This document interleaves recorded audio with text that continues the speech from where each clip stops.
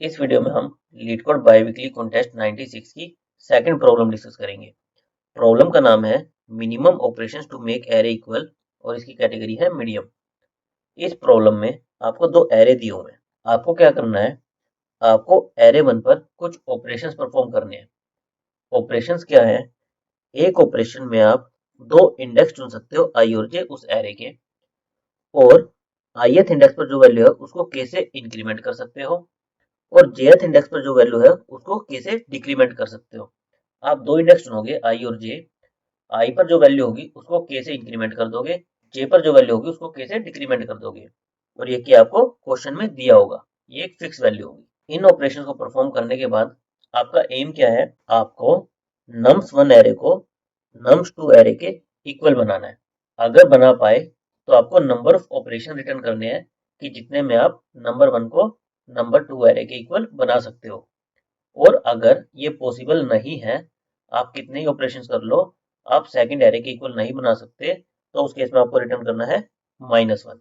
जैसे इन्होंने यहाँ पर एग्जांपल दिया है, फर्स्ट एरे आपका 4314, सेकंड है 1371। तो इन्होंने कहा है कि आप आई चुन लो 2 और जे चुन लो 0। तो आपका एरे क्या बन जाएगा? ये 1 बन जाएगा आपका 3 से इंक्रीमेंट होके 4, और ये 4 हो जाएगा आपका 3 से डिक्रीमेंट होके 1। तो आपका एरे हो जाएगा 1344। फिर आप चुन लो आई को 2 और जे को 3। तो आपका एरे क्या बन जाएगा? 2 वाला तो क्या होगा, 4 का 7 बन जाएगा, और 3 वाला 4 माइनस 3 होके 1 हो जाएगा, और ये 1371 आपका एरे 2 के इक्वल है। तो आपको कितने ऑपरेशन लगे? 2 ऑपरेशन। तो आपको 2 रिटर्न करना है। इसी तरह जो सेकंड एरे है आपका 3852 और 2416, इसमें ये कह रहे हैं कि अगर k की वैल्यू 1 दी गई है तो आप इस एरे को इसमें कन्वर्ट नहीं कर सकते। आप कितने ही ऑपरेशन परफॉर्म कर लो, तो उस केस में आपको -1 रिटर्न करना है। तो इस क्वेश्चन को हम कैसे सोल्व करेंगे? हमें कुछ ऑब्जर्वेशन करनी होगी। हमारे एरे क्या है? 4314 और 137, ये हमें दिया है, और एक हमें k की वैल्यू दी है 3। पहली बात तो क्या है, एरे 1 और एरे 2 इक्वल कब होंगे? जब एलिमेंट वाइज वो इक्वल होंगे, कि सेम इंडेक्स पर एलिमेंट इक्वल होंगे। और एक ऑपरेशन में आप क्या कर रहे हो, या तो k से इंक्रीमेंट कर रहे हो या डिक्रीमेंट कर रहे हो वैल्यू को। तो किन्हीं भी इंडेक्स पे जो वैल्यूज पड़ी है, जैसे यहाँ पर 4 पड़ी है फर्स्ट एरे में, सेकंड एरे में 1 पड़ी है इस इंडेक्स पर, तो इनका डिफरेंस आपका k से डिविजिबल होना चाहिए, राइट? क्योंकि आप k से इंक्रीमेंट करोगे या k से डिक्रीमेंट करोगे, तो इनका जो भी डिफरेंस होगा वो k से डिविजिबल होना ही होना चाहिए। अगर वो k से डिविजिबल नहीं है तो आपका एरे पॉसिबल है ही नहीं कन्वर्ट करना। तो एक तो ऑब्जर्वेशन आपकी ये है कि आप हर एक एलिमेंट का डिफरेंस देखोगे और वो k से डिविजिबल होना चाहिए। सेकंड ऑब्जर्वेशन क्या है? अगर आपके k की वैल्यू 0 हो, k की वैल्यू 0 हो, तो आप प्लस माइनस कुछ भी कर लो 0 में, आपका एरे वैसा का वैसा ही रहेगा। तो उस केस में आपका क्या होगा, जो आपके गिवन एरे हैं वो दोनों ऑलरेडी इक्वल होने चाहिए। अगर वो ऑलरेडी इक्वल नहीं है तो उस केस में आप पॉसिबल नहीं है, तो आपको -1 रिटर्न करना है। और अगर इक्वल है तो कितने ऑपरेशन लगेंगे? 0 ऑपरेशन। तो आपको 0 ऑपरेशन रिटर्न करना है। बेसिकली हमें मिनिमम नंबर ऑफ ऑपरेशन जिसमें पॉसिबल है वो रिटर्न करना है। नाउ थर्ड ऑब्जर्वेशन के लिए क्या है, मैं इन दोनों एरे का डिफरेंस लेता हूँ एलिमेंट बाय एलिमेंट। 4 माइनस 1 मेरा कितना आया? 3। 3 माइनस 3 कितना आया? 0। 1 माइनस 7 कितना आया?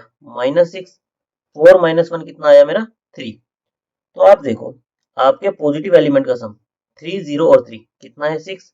और नेगेटिव सम कितना है? -6। ये दोनों आपके इक्वल आते हैं। जब जब ये इक्वल आएंगे तब तब आपका कन्वर्ट करना पॉसिबल है, अगर आपकी ये डिफरेंस डिविजिबल बाय k की कंडीशन होल्ड करती है तो। जब जब ये डिफरेंस इक्वल आएंगे आपका पॉसिबल है, और जब जब ये इक्वल नहीं आएंगे तब आपका पॉसिबल नहीं है। जैसे हम ये वाला एग्जांपल लेते हैं, 3852 2416, इसमें डिफरेंस क्या है? 1, यहाँ पर 4, यहाँ पर 4, यहाँ पर -4। तो आपका पॉजिटिव वैल्यूज कितनी है? 9, नेगेटिव कितनी है? -4। तो ये आपके इक्वल नहीं है, तो इसलिए इस एग्जांपल में इस एरे को इसमें कन्वर्ट करना पॉसिबल नहीं है। ऐसा क्यों है कि आपके ये इक्वल क्यों आएंगे? क्योंकि एक ऑपरेशन में आप देखो, आप प्लस के कर रहे हो और साइमल्टेनियसली आप माइनस के कर रहे हो दूसरे इंडेक्स में। तो बेसिकली आप एब्सोल्यूट डिफरेंस में 0 ही ऐड कर रहे हो, प्लस के और माइनस के। बस आप क्या कर रहे हो, एलिमेंट्स की वैल्यू को चेंज कर रहे हो ताकि दोनों इक्वल हो जाए। बट आप एक्चुअली डिफरेंस क्या प्रोड्यूस कर रहे हो? प्लस के और माइनस के। यानी कि जो भी मेरे करंट एरे का सम था उतना ही रहेगा। इसलिए मेरे जो ये प्लस वाली वैल्यूज है और ये जो माइनस वाली वैल्यूज है, ये मेरी इक्वल होनी ही होनी चाहिए, तो ही मेरा कन्वर्जन पॉसिबल है, अदरवाइज वो पॉसिबल नहीं है। जैसे मान लो मेरा एक डिफरेंस होता 6 माइनस डिफरेंस होता 6, तो अल्टीमेटली जब ये दोनों एरे इक्वल होंगे तो क्या होगा, मेरा ओवरऑल डिफरेंस कितना आएगा, 0 आएगा। 0 आने के लिए मुझे क्या करना पड़ेगा, इसमें से मुझे घटाना पड़ेंगे कि अगर के की वैल्यू 3 है तो 2 बार 3 घटाना पड़ेगा, और इसमें 3 2 बार प्लस करना पड़ेगा, तो ऑपरेशन में ये हो जाएगा।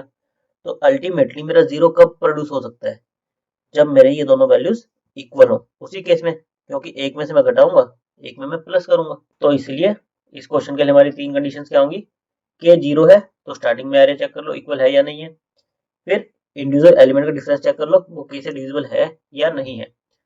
अगर के से डिविजिबल है सारे तो क्या चेक कर लो, पॉजिटिव सम नेगेटिव सम ये दोनों आपके इक्वल आने चाहिए। इक्वल आ रहे हैं मतलब पॉसिबल है। और कितने स्टेप में पॉसिबल होगा, जो भी मेरी एक वैल्यू होगी डिवाइड बाय के, बेसिकली पॉजिटिव वैल्यू में से मैं घटाता जाऊंगा के टाइम्स, और नेगेटिव वैल्यू में के टाइम्स ऐड करता जाऊंगा। तो जितनी भी मेरी वैल्यू है डिवाइड बाय के, वो मेरे मिनिमम नंबर ऑफ स्टेप्स हो जाएंगे। इसका एक बार कोड देख लेते हैं। हमें क्वेश्चन में दो एरेज दिए हुए, नंबर 1 एंड नंबर 2, और हमें के वैल्यू दी हुई है। हमें सबसे पहले क्या चेक करना था, अगर हमारा के 0 है तो दोनों एरे इक्वल होने चाहिए, उस केस में हमारे स्टेप कितने आएंगे, 0। अदरवाइज क्या करना है, रिटर्न -1 की पॉसिबल नहीं है। अगर के 0 नहीं है तो हमें क्या लेना था, पॉजिटिव डिफरेंस और नेगेटिव डिफरेंस, ये दो वेरिएबल्स लेने थे जिसमें हम पॉजिटिव डिफरेंस और नेगेटिव डिफरेंस स्टोर करेंगे। फिर हमने पूरे एरे के लिए लूप चला दिया। हमने देखा अगर वे दोनों एलिमेंट जो इंडेक्स हम कंसीडर कर रहे हैं एरे 1 एरे 2 के ऑलरेडी इक्वल है, तो क्या करना है, हमें उस पर कुछ नहीं करना, हम नेक्स्ट एलिमेंट पर जाएंगे, क्योंकि डिफरेंस क्या है, 0 है, तो हमें किसी में भी ऐड नहीं करना है।